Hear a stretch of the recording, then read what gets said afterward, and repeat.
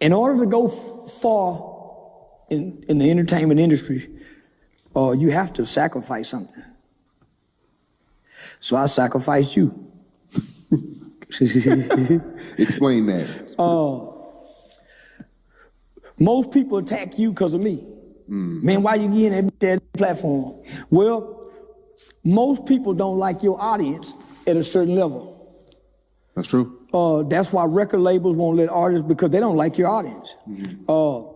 Your audience, depending on who it is, can make or break an entertainer just by trolling them. If you ask the wrong question, they look stupid on your platform. So I heard so many times, man, you and SayCheese TV got a great relationship, but y'all hurt each other. Yeah, you lost. It's people that won't come on this channel because of you. Yeah, and it's people feel like I've outgrown your audience. You've outgrown your audience. So it's just like when you become new into the entertainment world and they start telling you your flaws of your manager, so they can start managing and get you over here with this agency. So now, yeah, I sacrifice you. People don't know me and you were still in communication throughout the whole thing. Yeah. So now, nigga, it was, man, you have to be tried and tested. They do that on your job. Yeah. Nah, nigga, they want, am I willing to sacrifice things to go further? A lot of people were like, why did you continue to interview? Why didn't you A, B, C, and D? Like I said, I'm a student of the game. I'm gonna take everything in. I'm a man too. It's up to me to decide to do better. And then I'm saying, nigga, I ain't talking to you. I'm talking to the people that's listening. That's always listening, but you can't see them. Nigga, my agency would hate my agent, Eric Young, he would hate my SayCheese TV. Because I'm gonna say something that counts at least 10 shows, 3 shows, 5 shows.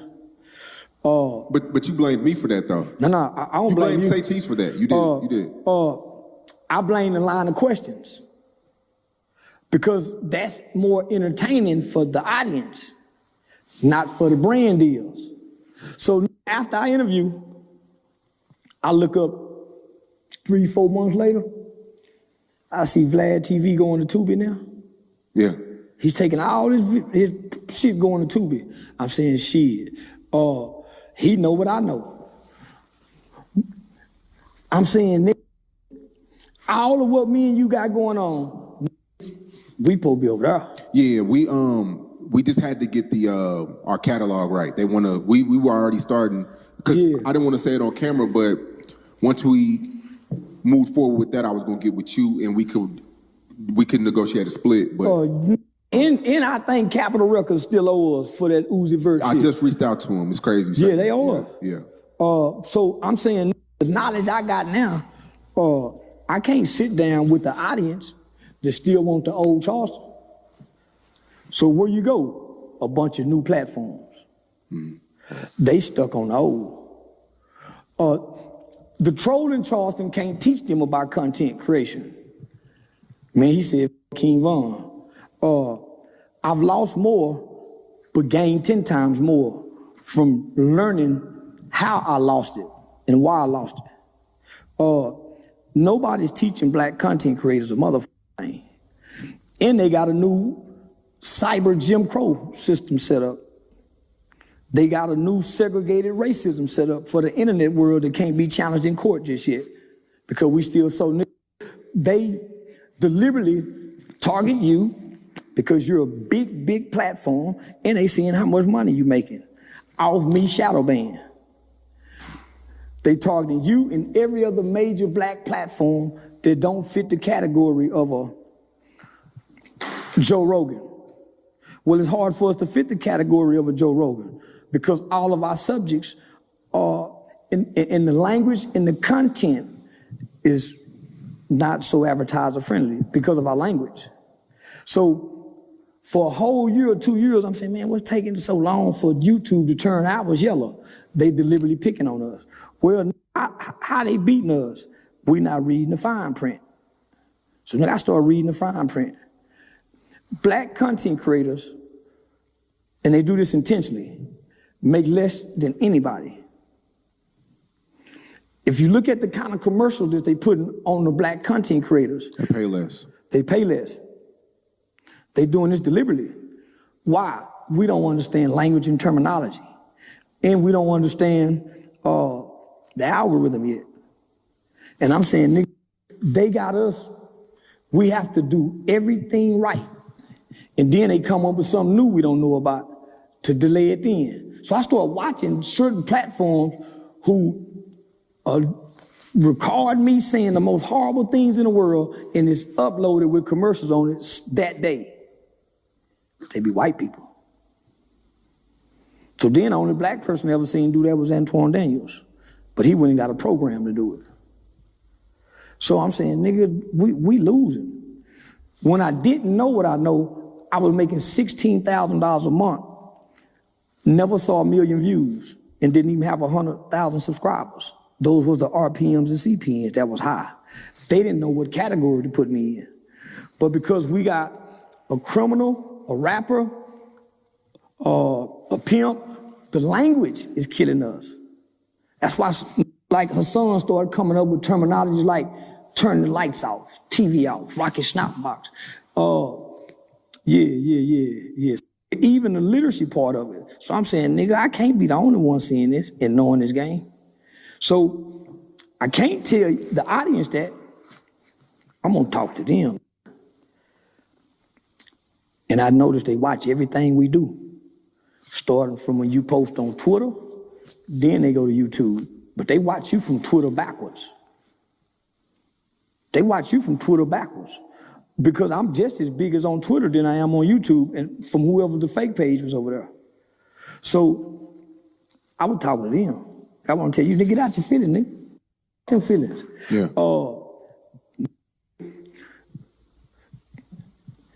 That's why Kai Sinat took a break. I Show Speed, the only one, homie.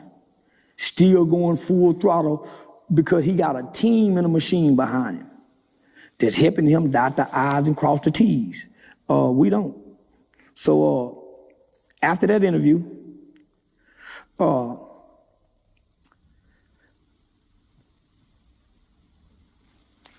my calendar filled up from, we was already like in between February and March. It filled up to the end of the year to all the white comedy clubs that canceled me from Charlie Kirk.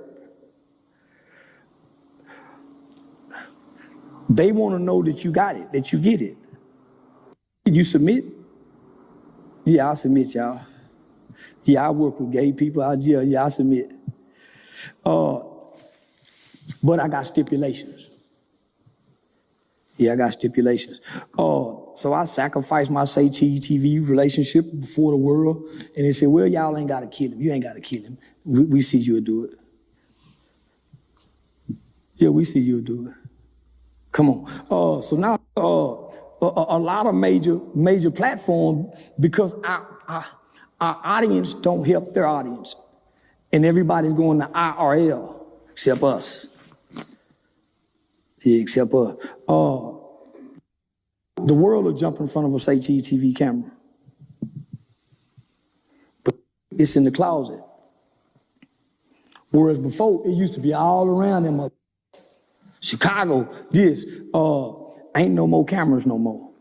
That's why the streaming niggas winning. Everybody went to the studio and pre-records, and now the new era is IRL, in real life. Motherfuckers want to see you get killed in real life. They want to see you get beat up in real life.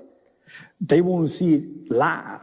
So now, I just said, it wasn't just you. It's a couple of platforms I had to go talk over everybody's head to. And this ain't about your audience. Nigga, get out your feelings. It's hurt me to see it. I noticed, not to change subject, I noticed Vlad and Boosie haven't been working. And people assume it's because you and Vlad had linked up at the fight. And that's why he's not doing interviews with Boosie. That has nothing to do with it? Nah, that has nothing to do with it.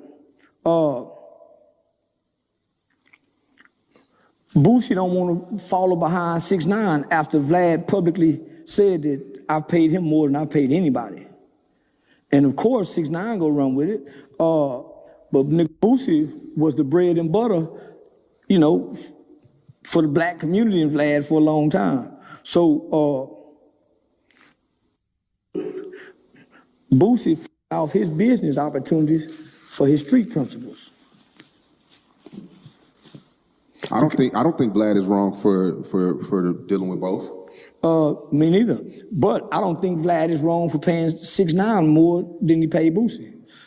For the fact of who brings more value to this content world of views, clicks, engagements. Now you can't. Boosie good consistently. If 6ix9ine was on there consistently, he wouldn't be as good as Boosie. But nigga, that time that he did, fresh out of prison, he got something to say, and he's going through a rebranding process at the time before he's going back to jail. So that was all strategically done. When me and 6ix9ine done the 20 versus 2, that was strategically done. That's why I ain't have much to say, and it wasn't no girl on her I really liked. That's why I was just there to play Catman. So that was strategically done. So you think Boosie shouldn't be pocket watching, basically? Nah. That's natural though. Athletes do it. Well, this is a little further than pocket watching because you have a disdain for the pocket you watching. You have a disdain for it, for him. Boosie used to brag about that 40,000 per interview. If I'm asking you for 40, Sean, man, I want 10. I don't give a fuck you paid Rollo 30. You gave me what I asked for. I can't come back and say, man, you gave him 30. I need 15 now. I couldn't think 15 before him. I couldn't think past 10. So why I'm gonna go up? Because I saw that. That's called like a covet sin. You want it because he got it. You can't measure his value. Nigga 6ix9ine way more polarizing on Vlad than Boosie. Boosie's way more comical, but when you talk about a complete package of entertainment, you can't knock Rainbow her. Boosie's known to really stand on his beliefs. I mean, that's with anything. He doesn't really pick and choose on who's a rat. No, except T.I. T.I. did the same thing Gangsta did. Remember, he was mad at T.I. at first and didn't drop the album. You right. Standing on his principles. And then something happened where him and T.I. sat down, talked, hashed it out, and nigga Boosie came to an understanding. Nobody else gets to hash it out with Boosie to help him get an understanding except Tip. So, nigga, you either street or you business. You can't straddle the fence. The PC situation, with Kodak going to PC, would you say Kodak going to PC, that's protecting the brand? Well, that's your lawyer saying, hey, so when I'm found guilty or whatever, say, Your Honor, we want to file an appeals bond. So Kodak Black and his lawyer, them, I already know Trump is the president. They done already get ready to send whatever they got to send that way. We don't need you in no trouble, Kodak. Man, we need you to go in there, keep your head clean, walk a straight line. Well, Kodak can't do that because when he first got to jail, what he did, he had a fight. Yeah. A prison guard got hurt. The stuff he said about Lauren London, too. Yeah. The Crips were mad about that. Yeah, so, but this ain't about being scary. This is about, I got a presidential appeal for to go to the president. I got the kind of money that my lawyers already can pre-do this. So why would I go to the general population? From what I know, from people that's still in Angola, and a young brother by the name of Eric Brown, he's solid. Boosie wasn't in general population in Angola. He was on the death row side. So he wasn't in general population. Then when he got out, he still didn't come over there with C Murder them. So that's verified. So when Boosie went to jail, he had to get on his knees and pray, he say, and the Mexicans gave him something to eat. In a real jail, Mexicans can't take care of niggas. So what difference does it make if I'm a G and I want to go to the PC yard? What if I like punks? What if I like punks and want to lay with punks and run the punks over here? What if I don't want to have to fight y'all for y'all punks? Because the is not walking the PC yard. There's real, there's G sleep with men in prison. That's the other side of the coin that they're not telling us. To be a real, you have to be a homosexual or a bisexual. But you cannot be a heterosexual man in prison hollering, I'm a real nigga, and you're heterosexual. And you got to walk on your decisions and choices you made. You got to stand on this shit that you made with a little boy brain.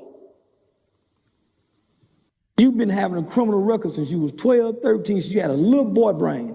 Now you a grown man and you understand this. You know a real got to have sex in prison, and all real don't get the prison guards. Why do you think nobody talks about having sex in prison? Why they always tell you about it? There are some units let them niggas have condoms. Why you never hear who come home from prison have names of niggas? Me and Curtis were down there sleeping with them boys. They'll give you a mythical name, but they won't tell you they partners who running the set. They got some homeboys in there with some life sentences, been down there since the 80s. Nigga, they was in there when it was fun to rape. Everybody got raped in the 80s if you couldn't fight and you didn't run the building. So where are those stories? They always can tell you stories about, man, I heard it. I'm waiting for a nigga like Boosie to come teach the boys how to remain celibate in prison. When you start having those desires, that sensation and that impulse at 21 years old, 22 years old, and you a G nigga and you got 70 years, what do he do to maintain his heterosexual?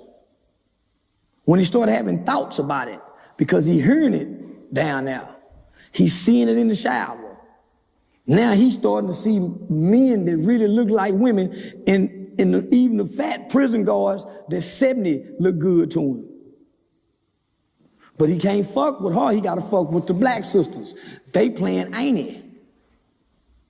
They getting they lick back from they baby daddies done missed. So it's all niggas ain't getting pussy in prison. Some niggas fucking other boys. So what do those real niggas tell us? They go to getting quiet. So you mean to tell me out of all the homeboys y'all know who been to prison, none of them have said, man, I fucked the boy? I've never had one of my partners say that, but they can tell me about the other partners who did. I only had one partner, homie, who got locked up at the age of 13 years old for 20 years. He had 20 years. He did the whole 20 years, and he went in a virgin. He was the only nigga, homie, that out of all my niggas, hundreds of niggas. He said, nah, look, man, I know you heard about it, nigga. I almost went there. He said, but I ain't do it, cuz. I swear I didn't. I almost went there. Tried to rape a Mexican. Caused a riot. So what do you tell the young brothers, nigga, when you get horny? Because you smoking the K2 down there, you taking all the drugs to make you relax. You nigga be on the wall, froze like that. Who getting them niggas booty when the cameras go off? Somebody. Because they can't move. They paralyzed. Nigga, you stuck like this with sick, this is a sick mental place. So I'm saying, nigga, Boosie, we talk about walking the yard. What about your homeboys? You know to kiss a boy down there. Everybody got somebody to click down there. So I'm saying, nigga, tell that story too. So if I don't want to see that, I'm going over here to the PC yard. But guess what they're not telling you? The PC yard just as dangerous. You got the niggas that used to be gangster niggas and killers that done snitch. You got the pedophiles, so the PC yard just as dangerous. I'm saying fuck walking that yard, fuck going to PC, tell on any motherfucking body you can tell on to get out. All they want to do is just get you to tell. They let Sammy the Bull go, nigga, he killed 30-something people because he told on John Gotti. They watch Whitey Bulger commit crimes. Nigga, they'll let you go if you tell.